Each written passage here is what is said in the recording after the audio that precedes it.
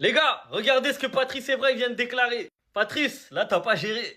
À mon prime, j'aurais mangé Lamine Yamal. Demandez à Cristiano, demandez à Messi, je n'étais pas un ami sur le terrain. Patrice, on n'a pas besoin de leur demander. On va demander la VAR, c'est plus rapide. Je me mets en petit comme ça on voit bien la VAR. Viac. Mais qui est-ce? Mais c'est qui est le passé? Patrice, où vas-tu? Patrice, t'as vu? On a juste à appeler la VAR. Aujourd'hui, il y a Internet, il y a tout. Tu peux pas venir dire, je demandais à Messi. Oh, on parle de Messi. J'ai pas besoin d'aller en chercher plus, hein. Juste une. T'as vu? Si tu parles encore là, je vais chercher deux. En vrai de vrai, t'aurais dit juste demander à Cristiano, j'aurais même pas fait de vidéo. Mais le problème, c'est que t'as parlé de Messi. Et on parle pas de Messi. Dès qu'on parle de Messi, I love this game. I love this game. Faut pas parler de Messi. Maintenant, est-ce qu'à ton prime, t'aurais mangé Lamine Yamal? T'aurais pu l'embêter, oui. Mais sur certaines actions, il t'aurait mangé. C'est ça la vérité. Il y aurait eu des duels où t'aurais gagné, mais il y a d'autres duels où il t'aurait fait du sale. On sait déjà. Après, attention, hein, je remets pas en doute sa carrière, etc. Patrice est un très grand joueur. Très grand arrière-gauche. Mais, parle pas de Messi. Juste parle pas de Messi. J'aurais mangé Lamine Yamal dans un duel en 1 contre 1. Non mais l'ancien, s'il te plaît. Bon, je vais vous lire ce qu'il a dit et après on en parle. Patrice Evra se montre très confiant sur un éventuel duel avec l'ailier du Barça. Il a dit, dans mon prime contre Yamal, je l'aurais mangé, je suis désolé. Lamine, je t'aime bien, mais demandez à CR7, demandez à Messi, demandez aux autres joueurs quand ils m'ont affronté, je ne suis pas un bon ami. L'ancien, s'il te plaît. Très grand défenseur, très bon joueur, très bon en défense, mais viens pas nous expliquer que Yamal, il aurait pas pu te passer. T'aurais peut-être pu le tenir sur un match, oui. Mais le petit, là, mais il t'aurait lavé.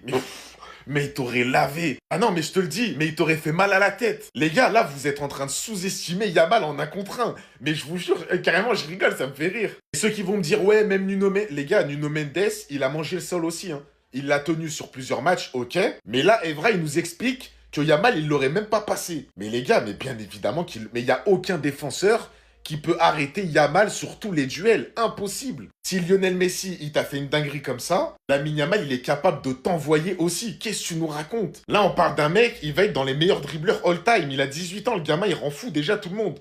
Les gars, les anciens joueurs, ils aiment trop refaire l'histoire. Patrice Evra, il a dit, dans mon prime, j'aurais mangé Lamine Yamal parce que demander à Cristiano, demander à Messi, moi, je suis pas un bon ami, je suis pas un bon opposant. Je sais pas pour CR, mais je vais demander à Messi tout de suite. Tu presses qui? Allez, sombrero! Tu presses qui? Allez, sombrero! Ah non! Tu presses qui? Allez, sombrero! Ah, trompé encore. Après, les gars, on va dire c'est une seule action. Mais je suis allé redemander à Messi, les gars, aussi. Et en plus, pour revenir sur cette action, Messi, c'est un joueur, il n'est pas dans la mala. Voilà. C'est-à-dire que si tu fais un truc spectaculaire, c'est que tu l'as provoqué. Hein?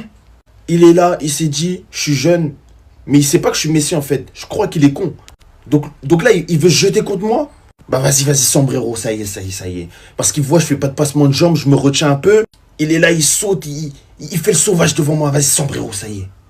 Le frérot a perdu 3 finales de Ligue des Champions face à Messi. Il met Messi dans sa bouche, les gars. Après, moi, personnellement, les gars, c'est pas pour sucer un Patrice Evra, c'est un bête de latéral gauche, très dur à l'opposition, qui marquait vraiment ses adversaires.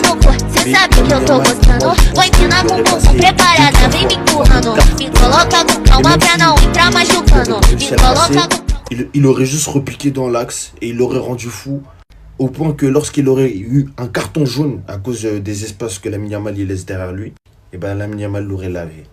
C'était ce Jorginho do Brasil. Dites-moi ce que vous en pensez de tout ça. Et est-ce que Lamine Yamal aurait lavé Evra? Pour ceux qui l'ont vu jouer, hein. Je parle pas de 2010. Bao! On a le vieux père Patrice Evra qui a déclaré qu'en gros, à son prime, il aurait mangé Lamine Yamal. Et qu'en gros, il faut demander à Messi et CR7. Mais il a dit qu'il faut demander à Messi. Dieu. Non. Messi, on peut rien lui demander. T'as perdu 3 fois face à lui. 3 finales face à lui. 3 finales face à... Plus le vieux père. Qu'est-ce que tu ne t'es pas pris face à Messi? Qu'est-ce que tu ne t'es pas pris face à Messi? Non, faut avoir un peu d'humilité, le vieux. C'est pas possible. De 1. De 2. Lamine Yamal est le meilleur jeune joueur de tous les temps. Donc, ce que Messi a fait de 16 à 18, Lamine Yamal a fait mieux que lui. C'est factuel. Mais ça veut pas dire qu'il va... Je dis pas que, oh, machin. Attention. Et factuellement, ce que lui a fait entre 16 et 18, personne l'a fait. Dire, ouais, tu l'aurais dévoré tout cru, bon. Mais encore une fois, big respect à Patrice Evra.